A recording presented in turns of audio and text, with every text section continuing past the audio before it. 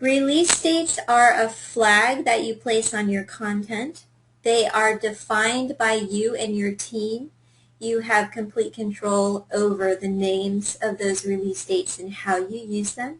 But they basically show where your object is in its release cycle or its documentation life cycle.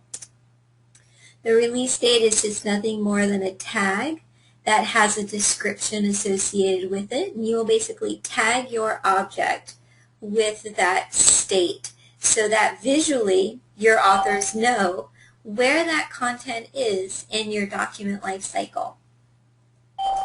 Now, what is unique about release dates is that you can set them up so that they actually have security associated with them, and we'll take a look at why that may be useful for you in a few moments.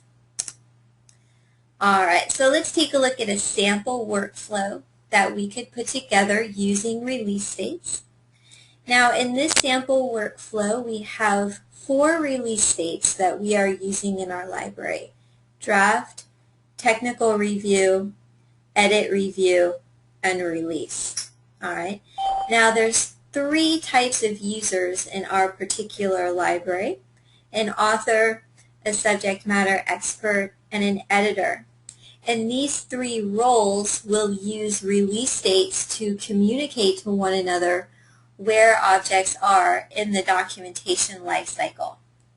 So let's start off our workflow with the draft release date. Let's say in our workflow, when an author creates new content, they will place that content in the draft release date. This signals to the subject matter experts and the editors that this content is not ready to be reviewed. I'm currently working on it. Please don't open it up. It's in progress. It's mine to work on. Now, in the draft release date, we may have security set up on that object so that authors can create new objects, modify them, and delete them, because right now they're in draft, so they should be able to work on those objects and do what they need to do to enter in that content.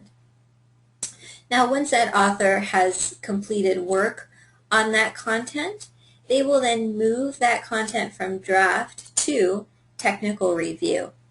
At this point, the subject matter expert steps in, see that there's content in the technical review release state, and then they will go about their process of reviewing that content.